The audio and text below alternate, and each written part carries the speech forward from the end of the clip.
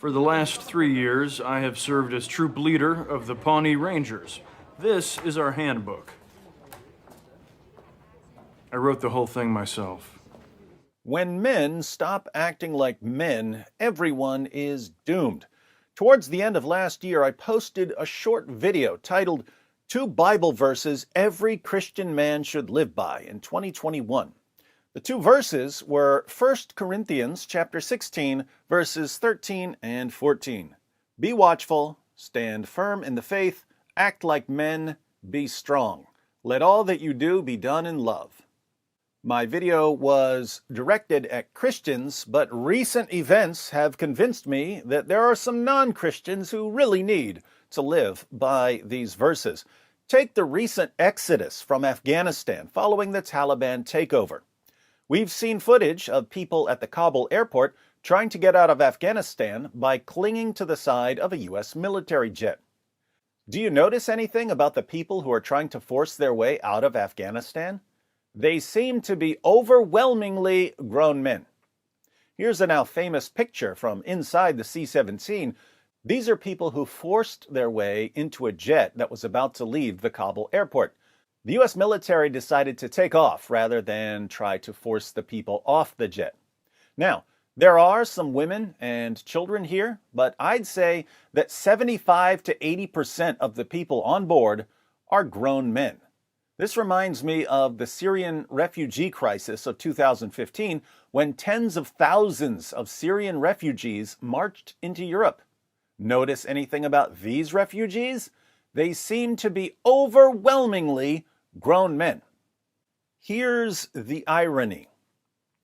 Who are the people who are best able to fend for themselves in a dangerous, war-torn area? Grown men are best able to fend for themselves in a dangerous, war-torn area. But who are the people who are best able to flee a dangerous, war-torn area? Grown men are best able to flee a dangerous, war-torn area. The people who are best able to fend for themselves are simultaneously the people who are best able to run and leave everyone else behind. And that's why we need rules, my friends. This girl gave me a rough time one time. She goes, well, why does a guy make more an hour to do the exact same job? I go, I'll tell you why. Because in the unlikely event that we're both on a Titanic and it starts to sink, for some screwed up reason, you get to leave with the kids and I have to stay. Think about the Titanic. Let's look at some statistics about survivors of the Titanic. There were 434 women on the Titanic, most of them passengers, the rest were staff. 324 survived. So 75% of women survived. There were 112 children on the Titanic, 56 survived. So 50% of children survived.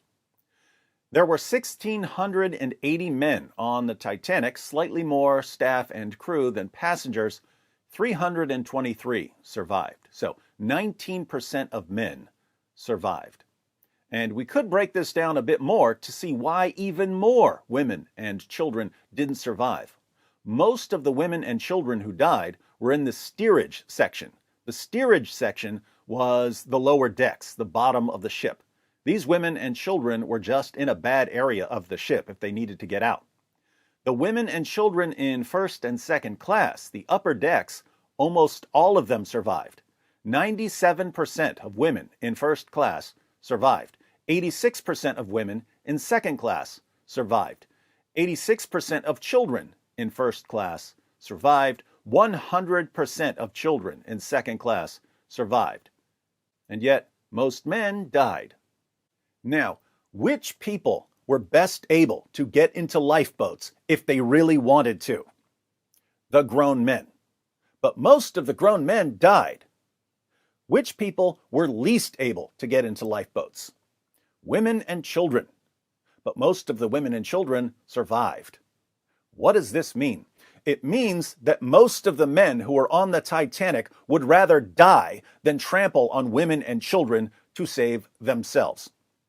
Looking at the Syrian refugees marching across Europe in 2015 and the Afghan refugees fleeing Afghanistan, I get the distinct impression that if the Titanic had been filled with Syrians and Afghans and the ship started going down, the survival statistics would say that 90 to 95% of survivors were grown men. What's going on here? Why are grown men leaving their wives and mothers and sisters and children, expecting their wives and mothers and sisters and children to fend for themselves against terrorists? These guys are like George Costanza when a fire breaks out.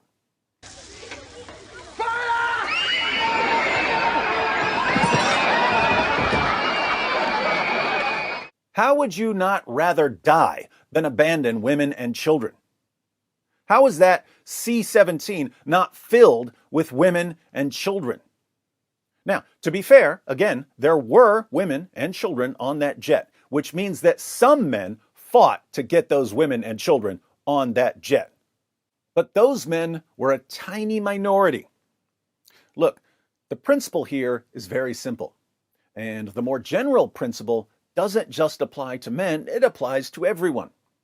Sometimes certain people have an advantage over other people. It could be a political advantage. It could be a financial advantage. It could be an intellectual advantage. It could be an advantage in status and strength and all kinds of things. There will be times when it's perfectly acceptable to use your advantage to your advantage. But there will be other times when the right thing to do is to use your advantage to help people who don't have that advantage. When things get violent, when societies break down, men have an advantage. There are lots of women in the world who are tough and who can beat up a variety of men. But for the most part, on average, men have a clear advantage.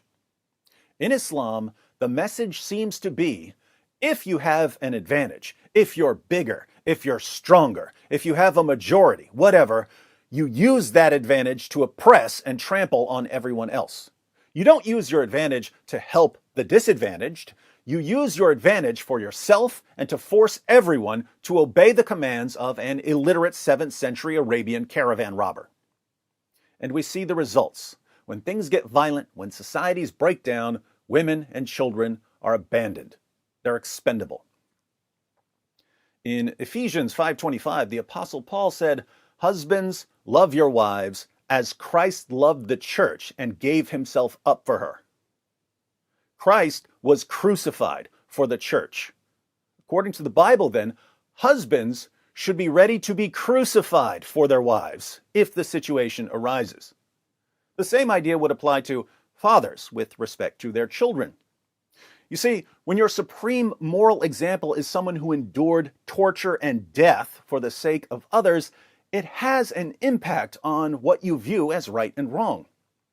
But when your supreme moral example is someone who had sex with a prepubescent girl and took the wife of his own adopted son after causing the divorce by lusting after her, and had sex with his slave girls and tortured a man for money and taught his followers to beat their wives into submission, in other words, a violent, selfish man, this also affects your view of right and wrong.